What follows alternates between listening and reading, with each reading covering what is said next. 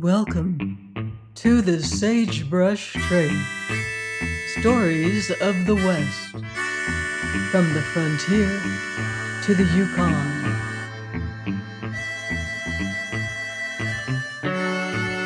I'm Mardell, reading Delilah of the Snows by Harold Binlock.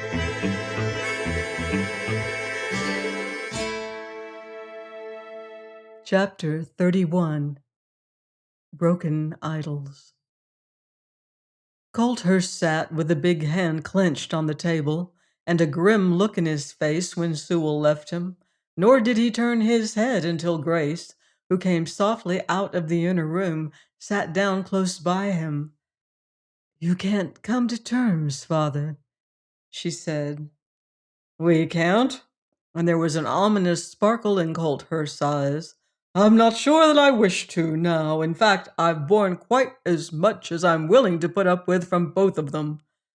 And there's some reason after all in Esmond's plan. He'll give them another week and then we'll cut our way in." "It's not your affair." And Grace started visibly. "You are the Gold Commissioner." Colthurst smiled. "I am also entitled to the rank of Major, and that, after all, means a good deal." Grace mastered her apprehension, for she realized the Major's point of view, and indeed concurred with it. "There is no other way than the one you are thinking of?" she asked. "There are two," said Colhurst dryly. "We can sit still and starve, or march out and leave the valley in the possession of the miners while we try to break through the snow. Neither of them, however, commends itself to Esmond or me." "Of course," said Grace with a little flush in her face, which, however, faded suddenly. "But suppose one or two of the troopers were killed while you forced the barricade?" "Then," said Colthurst, "our friends Ingleby and Sewell would certainly be hung." The Major's terseness was more convincing than a great deal of argument, and Grace saw what she must do. The pride of station was strong in her. So strong, in fact, that she would never have come down to Ingleby's level. It was only because he had shown her that he could force his way to hers, at least as it was likely to be regarded in that country, that she had listened to him. When the grapple became imminent, that pride alone would have driven her to take part with constituted authority, instead of what she considered the democratic rabble. Then there was the peril to her father, and to Ingleby. He must be saved, against himself if it should be necessary. "There are troopers at Westerhouse, across the mountains?" she asked. "I believe there is a strong detachment and a very capable officer." Grace sat silent a moment before she spoke again. "Father," she said, "I want you to make a bargain with Reggie Esmond for me. On two conditions, I am willing to tell you how he can bring those troopers in. You are to be the Gold Commissioner and Peacemaker, but nothing else. As there will be two police officers, they will not want you as Major. Then there must be an indemnity for Mr. Sewell and Ingleby." Colthurst gazed at her in blank astonishment. "You are quite serious? You mean what you say?" "Of course. I can tell you, on those two conditions, how to bring the Westerhouse troopers in." Colthurst banged his hand down on the table. "Then I think there will be an end to the trouble, and the affair could be arranged to meet your views. But how ever did you find your way into the Westerhouse country?" Grace looked at him steadily, though there was a little more color than usual in her face. "That does not concern Reggie Esmond or you. Hadn't you better go over and see him?" It was getting late, but Colthurst went straightway, and as the result of it, Esmond and two troopers set out with a hand sled early next morning for a certain peak that overhung a gorge through the barrier ridge that cut off the Westerhouse country. He could not pass up the valley, but that was no great matter since the peak could be seen leagues away. It was a long journey, and he had intended going no farther than the gorge with the troopers, but he was not destined to get even there. On the second day, they came on a tree lying across their path with its branches interlocked among the shattered limbs of a neighbor, so that the great trunk was sharply tilted, an obstacle which is frequently to be met with in that country. As the undergrowth all round was tall and thick, Esmond and one trooper swung themselves upon the log to see if they could find an opening, and made their way along it until they came to a branch where the trunk was high above the ground. The trooper crept round it, and then as Esmond came after him, there was a crash and a shout, and the trooper who had stayed below saw his officer vanish amidst the rattling twigs. It was several minutes before they could reach him, and then he was lying with a grave face and with one leg changed in its usual contour and significantly limp. He looked up with a grin of pain when the first trooper bent over him. "Gone at the thigh bone, I felt it snap," he said. "Simpkin will get me home on the sled, but you'll go on, Grieve, and tell Captain Slavin how we are fixed. He will come in with every man available." "I guess I'd better see you safe back, sir," said the trooper. Esmond stared at him fiercely, though his face was awry with pain. "You'll go on," he said. Then he winced, and moving a little, fell over with his face in the snow. And because the boughs he had fallen among were thick, it was 2 hours before the troopers got him out and on the sled. It was not altogether astonishing that they managed to compound the fracture during the operation. After that, Grieve pushed on alone, and he was, as it happened, from the wild bush of northern Ontario, which, though the trees and rocks are smaller, is a very similar country. In the meanwhile, Simpkin headed back for the valley with the sled, and it was not his fault that 3 nights of bitter frost overtook him on the way. Indeed, if he had not been an exceptionally resolute man inured to fatigue, it is very probable that Esmond would have frozen before they reached the outpost. On the morning after they got there, a trooper appeared before the miners' barricade, without his carbine, and hailed the men on guard.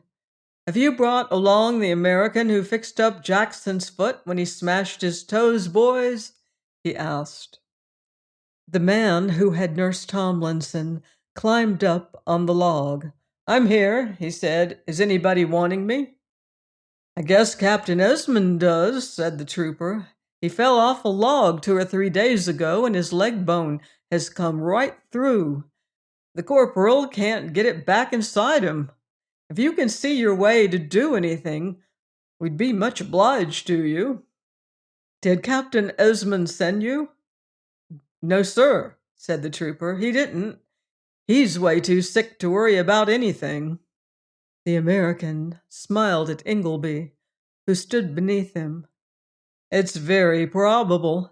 A compound fracture of the femur is apt to prove rather serious at this temperature, especially if our friend the colonel has been trying to reduce it. We don't owe the man anything, but I guess I'd better go along." "Of course," said Ingleby simply, and in another minute the doctor was on his way to the outpost with the trooper. It was evening when he came back with the news of Esmond's condition, which it appeared was serious, and Sewell forthwith set out for the Gold Commissioner's dwelling. He did not see Grace at all, and Colthurst granted him only a 2 minutes' interview. "It is quite out of the question that I should worry Captain Esmond now," he said. Unless you are prepared to make an unconditional surrender, which I should strongly recommend, there is nothing I can do for you." "That," replied Sewell, "is about the last thing we should think of doing." He came back and related what had passed to Ledger and Ingleby. The latter looked thoughtful when he heard him.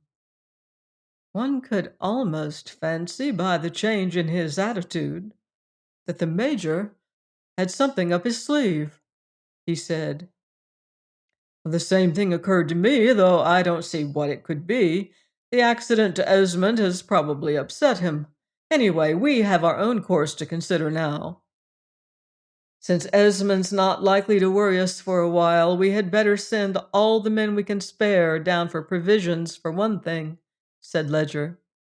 It was decided on, and still Ingleby looked grave. "Well, that's all right as far as it goes, but it's only a side issue after all," he said. "This state of things can't continue indefinitely, and Tomlinson doesn't seem to be getting much better, or we could have simplified the affair by getting him out of the valley. The winter's wearing through, and if nothing is done before the thaw comes, we'll be in the troopers' hands. In the meanwhile, there's an unpleasant probability of the freighter or somebody else finding his way in now that we've broken out a trail. Have you thought about asking the boys at Wester House to join us?" "No," said Sewell, with a momentary trace of embarrassment. "Well, there are a good many reasons why it wouldn't be convenient." "I should like to hear one or two of them," said Ledger bluntly. Sewell managed to think of several reasons, but none of them appeared altogether satisfactory when his comrades considered them. It was, however, evident that he was determined on not sending to Wester House, and they had to be content, though Ledger looked very grave when the conference broke up. One could almost have fancied that Sewell had lost his nerve. "And if I could send Hetty out of the valley, it would be a big weight off my mind," he said. The same thought had occurred to Ingleby, and it troubled him again that night as he kept his watch behind the tree, for he could not altogether understand the tense anxiety he felt about Hetty. She had scarcely been out of his thoughts since the night she fainted at the bakery, which, considering that he was in love with Grace Colthurst, appeared an almost unnatural thing. There was no doubt that he was in love with the commissioner's daughter, he assured himself. All his hopes and projects for the future were built upon the fact. But he was commencing to realize vaguely that she appealed for the most part to his intellect, while he felt for Hetty a curious, unreasoning tenderness, which was quite apart from admiration of her or her qualities. He puzzled over it that night, sitting still while the men slept about him under the stars, and then gave it up as beyond solution when one of them relieved him. In the meanwhile, Trooper Grieve had found the gorge through the barrier range and was pushing on through dim fir forests and over snowy hillsides for Wester House. Esmond lay half insensible in the outpost, for fever and dangerous inflammation had supervened. But nobody told the American where the lieutenant was going when he fell from the tree, or anything about Trooper Grieve. There was thus no apparent change in the state of affairs, until one night when every man who could be spared was away at the settlement. A stranger worn with travel was brought in by two miners. Sewell was standing with the others about the fire behind the tree, and Ingleby saw the color sink from his face when it was told them that the stranger was from Wester House. "You've got to do something right away," said the visitor. "Slavin's coming in with every trooper he can raise. He went round the way the trooper came, and I pushed on by the trail Sewell told us of to get in ahead of him. A few of the boys are coming along behind me." There was a murmur of astonishment and consternation, and then a somewhat impressive silence, which Ledger broke. "You mean that one of the Green River troopers reached Westerhouse?" he said. "That's just what I do mean. Your man sent him." Ledger looked hard at Sewell, who stood back a little in the shadow now. "It isn't quite clear how he found the way, but after all, we needn't worry about that in the meanwhile," he said. "You're still our acknowledged leader, Mr. Sewell. Hadn't you better ask him a question or two? We want to understand the thing." Sewell stood still for almost a minute, and the men, who were tensely impatient, wondered at it and the hardness of Ledger's voice. Then he sat down on a branch where wood smoke drifted between him and them. "Try to tell us as clearly as you can what happened." "Well," said the stranger, "one of the Green River troopers came in badly played out, and when he asked us where the outpost was, we took him along. After what you'd told us, we guessed it meant trouble for you. It was dark then, and one of us crawled round at the little back window, but a trooper came round the house, and we lit out kind of quietly for the bush. Then a trooper started out on the trail as hard as he could hit it, and about half an hour later, Slavin came in front of the outpost. I'm going away by and by for my health, but I've sent to Clatterton Creek for 2 or 3 more policemen, and if you start any blame circus while I'm away, I'll see the boys who made it are sorry for themselves," he said. "The boys took it quietly?" asked Ingleby. "Yes," said the stranger, "that's what they did. You see, folks in Victoria had moved on Eshelby, and the new man was doing what he could for us within reason. Anyway, we hadn't heard from you, and the boys weren't going to make trouble for nothing when Slavin was there." Again, Ledger glanced at Sewell, who said nothing, and then made a little sign to the speaker. "Nobody would expect it of them," he said. "Get on." "Well," said the stranger, "when Slavin and his troopers lit out quietly about an hour after, we got our packs made and came on after them. That is, a few of us who hadn't struck any dirt that was worth the washing.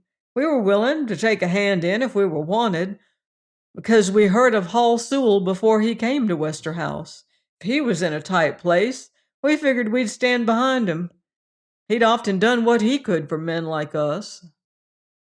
Sewell made no sign, but leaned back a shadowy figure against the tree, and there was something in his silence that set Ingleby's nerves on edge. "We kept most a league behind Slavin, and we had to get a move on at that," continued the speaker. "He wasn't wasting time. Then, when we'd got through the range, he broke off to the north, and we figured that was the way the trooper came. We let him go and came right on by the trail Sewell told us of." "How many are there of you?" asked Ledger. "8, and they're most as cleaned out of grub and money as I am. We'd have sent you 100 if you wanted them, soon after Sewell came." Ingleby laughed harshly, a jarring, hopeless laugh, and there was a murmur from the men.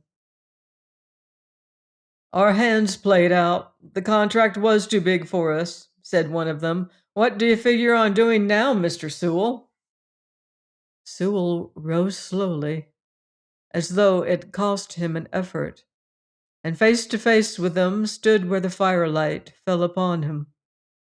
The bronze had faded from his cheeks, and his glance was vacillating. "Nothing in the meantime, boys," he said. "In fact, there is nothing we can do but try to extort some trifling concession from Slavin before we surrender tomorrow." He stopped a moment and looked at them with steadying eyes. "If we had Westerhouse behind us, I would have asked you to make a fight for it. It would at least have been an easy way out of the tangle for one of us.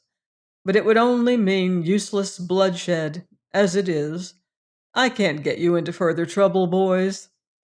His voice had been growing hoarser, and there was an uncomfortable silence when he stopped. This was not what the men had expected, and everybody seemed to feel that there was something wrong. Then Ingleby looked at Ledger with a little bitter smile. Well, he said, we've made our protest, and as anyone else would have foreseen, have found it useless. Established order is too strong for us. I never felt of quite so little account as I do tonight. Ledger nodded sympathetically. That, he said, isn't after all of any particular consequence, and I scarcely think it was quite our fault. Why didn't Sewell send over to Wester House? I don't know, said Ingleby. It doesn't matter now. Have you asked yourself how the trooper found his way across the range? Ingleby turned round on him suddenly. What do you mean by that? If you can't find an answer, I think you should ask Sewell. It seems to me you are entitled to know. Ingleby met his eyes for a moment, and then the blood rushed to his face as he rose. He said nothing, but he saw Sewell leave the fire, and turning abruptly, he moved on behind him up the little trail to the bakery, though he made no effort to overtake him. It was very dark beneath the pines, and he felt that he must see the man he had believed in. It seemed a very long while before he reached the bakery, and going in quietly, saw Hetty regarding Sewell with a flash of scornful anger in her eyes. Oh, she said, it's perfectly plain to me. The girl tricked you. I knew she would. Then she started as she saw Ingleby in the doorway, though the flush in her cheeks grew deeper, and a little vindictive glow in her eyes, plainer still. You heard me, Walter? Well, he knows she did. Look at him, she said.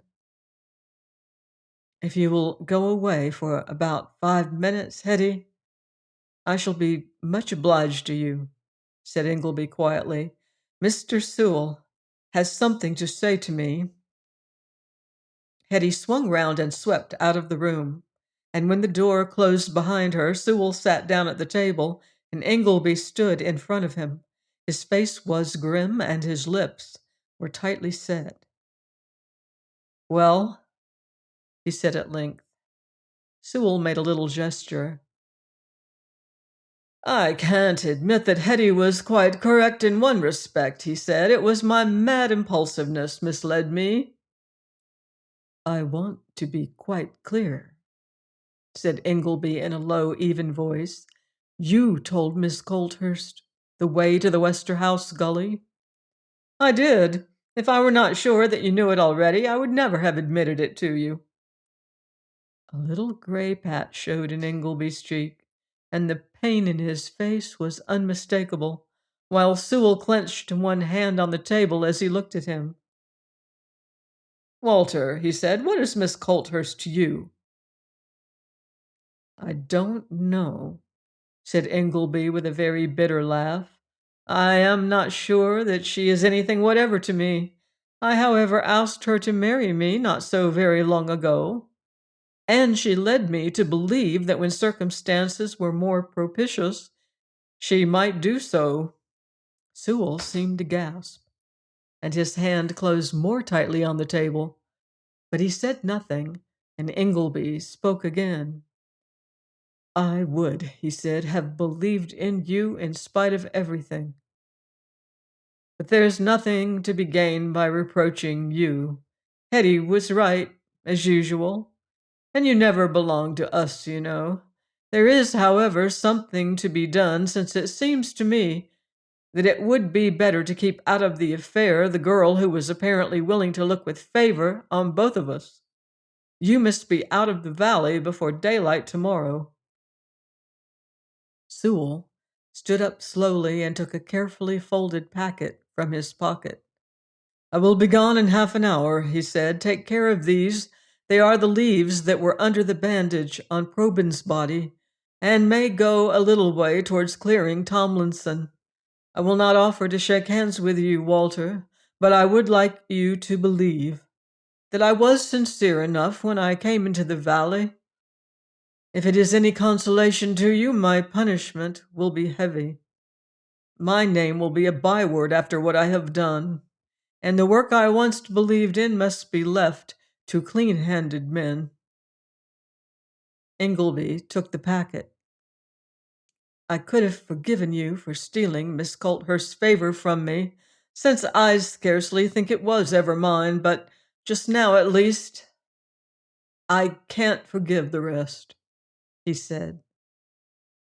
Sewell made no answer, and when he went out, Ingleby sat down limply at the table and, with his chin in his hand, gazed at the fire. For the time, even his physical strength seemed to have gone out of him. All his faith had been given one man and one woman, and now it was clear that both had betrayed him, and through him the miners who had placed their confidence in him. He did not know how long he sat there, but he started suddenly as he felt a gentle touch on his shoulder and saw Hetty standing beside him. "I am so sorry, Walter. Is it very hard?" she said. Ingleby took her hand and held it. "I believe you were sorry," he said. "After all, old friends are best. I've been a colossal idiot, Hetty, and it does hurt a little to have the recognition of a fact of that kind suddenly forced on one. Still, I must go back to the boys now. There are several little points that must be decided before tomorrow. Join me next time on the Sagebrush Trail and find out how it all turns out in Delilah of the Snows by Harold Binlaws.